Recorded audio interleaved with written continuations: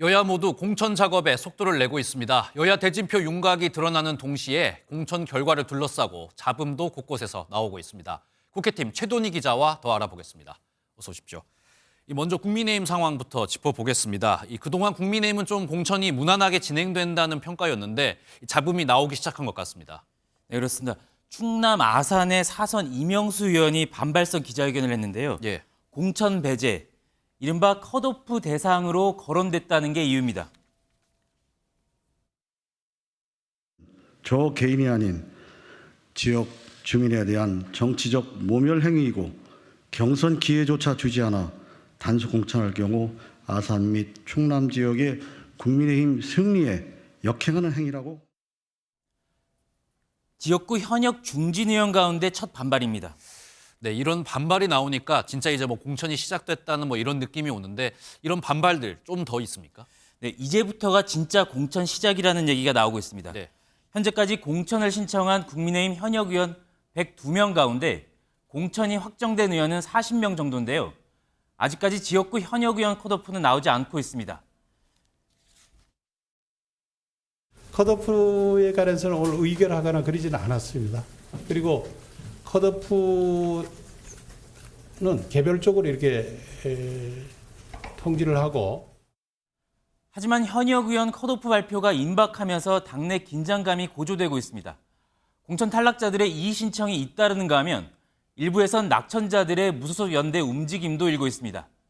여기에 남은 지역구가 영남과 수도권 등 텃밭이어서 더욱 예민할 수밖에 없는데 이번 공천 최대 뇌관이 될 가능성이 높아지고 있습니다. 네, 저희가 지금 공천 갈등 이야기를 하고 있는데 민주당의 공천 갈등이 좀 심한 상황이잖아요. 친명, 비명, 갈등이 심하게 계속되고 있는데 민주당 상황은 어떻습니까? 네, 민주당에선 최근 비명 행사라는 말이 돌 정도로 비명계 의원들의 반발이 격해지고 있습니다. 의정 활동을 소홀히 하지도 않았습니다. 그런 김한정이 이제 당에서 설 자리가 없어져가는 그런 절망감마저. 민주당 의원총회에선 불공정 공천에 대한 비판이 잇따랐습니다. 친문계인 홍영표 의원은 이 대표의 사당화를 위한 공천이 돼선 안 된다고 했고 이수진 의원은 모든 책임은 대표에게 있다며 책임질 것을 요구했습니다.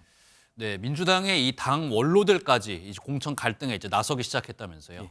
네, 김부겸 전 총리와 임채정, 김원기, 문희상 전 국회의장 등 민주당 원로 4명이 비공개 회동을 했습니다. 이후 김부겸 전 총리와 정세균 전 총리의 입장문이 나왔는데요.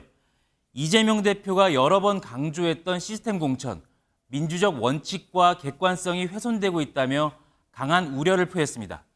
그러면서 이 대표가 지금의 상황을 바로잡고 국민의 눈높이에 맞는 공천을 해야 된다고 강조했습니다. 네, 이재명 대표를 향해서 당 원로들까지 이렇게 비판을 내놓고 있는 상황인데 최근에 김용주 국회 부의장이 이제 탈당을 했지 않습니까? 지금 현황은 좀 어떻습니까? 네, 얼마 전 사선 국회 부의장인 김영주 의원이 최근 민주당을 탈당했습니다. 저를 반명으로 낙인 찍었고 이번 공천에서 떨어뜨리기 위한. 현재 국민의힘이 김 부의장 영입을 추진하는 것으로 알려졌는데요. 중진 의원으로서 그동안 보여준 중도적 색채로 당 외연 확장에 도움이 된다는 판단으로 분석됩니다. 만약 이게 성사된다면 이상민 의원에 이어 두 번째 민주당 출신 중진 의원 영입이 됩니다. 여기에 개혁신당도 당내 민주당 출신 인사들을 통해 김 부의장과 접촉을 시도하는 한편 새로운 미래도 김 부의장에게 합류를 요청하고 있는 것으로 알려졌습니다. 네, 탈당 인사들에 대한 영입전이 이제 치열해질 것 같습니다. 오늘 말씀 여기까지 듣겠습니다. 지금까지 정치부 최돈희 기자였습니다.